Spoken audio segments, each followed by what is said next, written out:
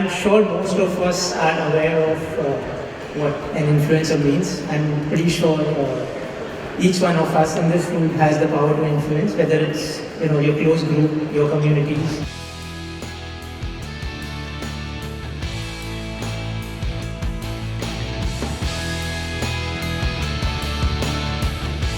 Bank and is a massive influencer. Ladies and gentlemen, please welcome on stage Rizwan Bachav. Hi, good evening. Thank you, Anshu, for the wonderful introduction.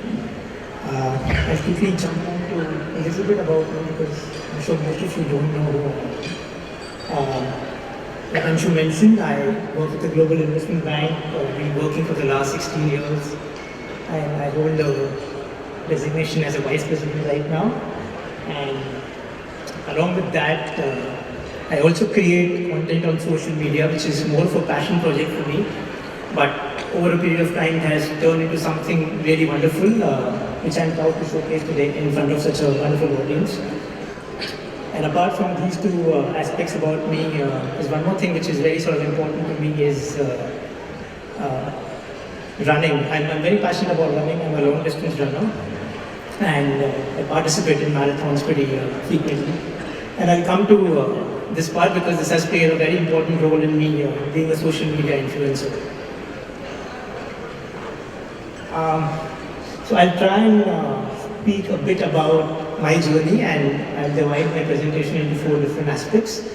I'm so sorry I don't have a fancy presentation today because I wanted to focus on more about how my journey started and what sort of social media influencing is all about and how do brands collaborate with us. I'm sure most of us are aware of what an influencer means. I'm pretty sure each one of us in this room has the power to influence, whether it's your close group, your communities. So there goes the old school definition of what we know as an influencer, a person or entity that influences another. And I think about 6 or 7 years back is when I was introduced to the modern world definition of an influencer, which is more sort of aligned to marketing. A person who influences your lifestyle choices, your buying decisions based on recommendations that he or she is posting on social media. And I think over the last 5-6 years we've seen how influencer marketing has picked up as an industry, and personally for me it has played a big role. And in terms of me categorizing influencer as a definition, I see it as 3 different broad categories. One, a person who influences you with his or her content, a person who influences you with knowledge and experience, and a person who influences you with his or her passion. I get asked this question quite frequently that how did I become an influencer? Now, I don't have a straightforward answer to this question because frankly for me it was very accidental. I think Anshu mentioned in the beginning that how monotonous corporate life can get at times, and for me back in 2011 when Instagram I think was very new, the early starter advantage obviously helped me in escaping the monotony and sort of documenting my life in terms of pictures on Instagram, whether it was dressing up at work, whether it was my early morning runs or a new purchase that I was very proud about. And this was done without any intentions of being an influencer, because that time the term social media influencer did not exist. 5 years down the line, because of me consistently posting about my life out there, I was approached by a global brand, Adidas, and they saw my profile and they said, hey, you know what, you are a runner and you're frequently posting about running, so why don't we associate with you and start creating content together. And for me as a person who grew up playing sports, at the age of 33, when I got my first query from a global brand, it was pretty surprising because I never expected this. But a brand like Adidas, you can't say no to. So I said, let's probably start testing the waters. I'm not sure how it's pan out, but it's not any effort for me because I'm already doing this. It's just that now I'll start representing a brand and continue sort of creating content, and let's see, where does this go.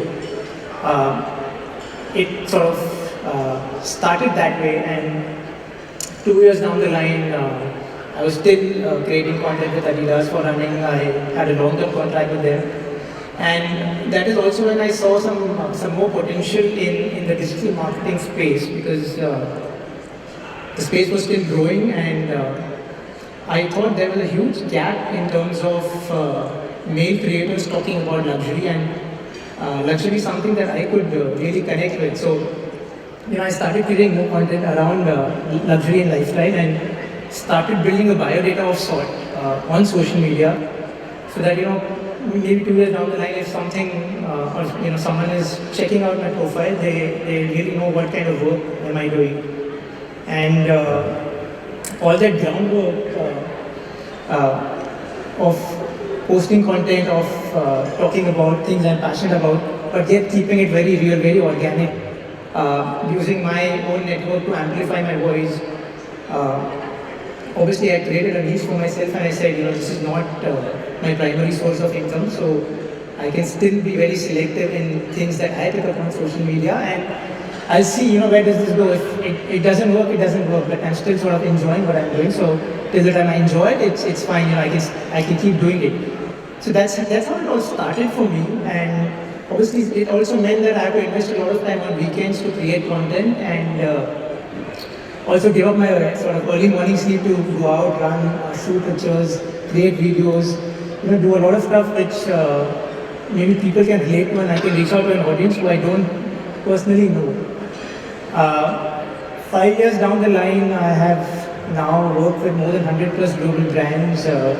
Some of them include brands like BMW, Adidas, Rolex, Panerai, Lamborghini, IWC, Tourism Australia, to name a few. And I continue working with them, so I hope that continues in the future as well.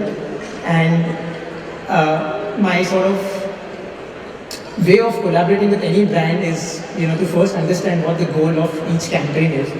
So, as an influencer also, you have to treat this as a business which is extremely professional. Understand the goal of the brand campaign, because in a way you are shouldering the responsibility along with the brand to represent them on social media at a micro level, but they still have some kind of expectations in terms of how you should be representing them. And also for me, it's very important to think long term. So any campaign, any brand that I work with, my goal is to build a long term relationship with them. So there's a lot of research, there's a lot of sort of knowledge upgrade that I need to continuously keep doing, so that I can do justice to any brand that I'm talking about, any category that I'm talking about. So, which also involves community building, which is probably one of the most important part of being a social media influencer, because unless you have a community who is supporting you, who is engaging with your content, whether offline, online, you're not doing justice to the brands you're representing. So community building is a constant process for me. Each day, I try and meet new people. I interact with my followers on a daily basis. See people who are like-minded, who can add value to my profile, and I also end up becoming a part of the community.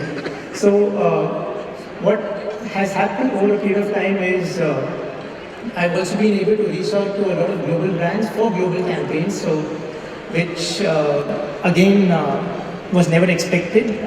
There have been times when I'm posting the same stuff as any global creator in any other country. So the potential is huge, and for me it's sort of constant learning curve, knowledge upgradation which happens on a daily basis. So I'm treating it like a business of my own, like a startup where I keep giving my 100%, and so far so good in terms of brand collaborations and the kind of work I'm doing. Quickly jumping on to some of the challenges that I face on a daily basis, because social media is pretty dynamic, and keeping up with the trends, changing algorithms, it's not easy at all. So like I said, you have to keep sort of evolving in terms of content, in terms of what you're doing out there. evolving guidelines, because influencer marketing has become such a big space now. So keep an eye on everything that's happening around you. Hedging your platform risk, you can't rely on just one platform as a business. Obviously managing brand expectations, which are sort of increasing by the day. And obviously with any sort of creative work that you're doing, there's a creative block that keeps hitting you. So, try and stay relevant as much as possible with self-learning. Quickly jumping onto the tips, I've mostly covered all of this in my presentation, but anyone who's planning to get into this space, the most important thing is to stick to your niche. It may take time, it may take a couple of years to sort of build your profile, but it'll eventually pay off once you're sort of talking about things that you're really passionate about and you're good at. SWOT analysis, like I said, be real, be organic, constant knowledge upgrade, networking, which is probably the most important part, online and offline. Collaborate with others who are doing similar stuff. Be consistent in posting, because your audience expects you to post very frequently. And in the end, engage with your followers on a regular basis, and I'm sure it'll all pay off in the future. Thank you.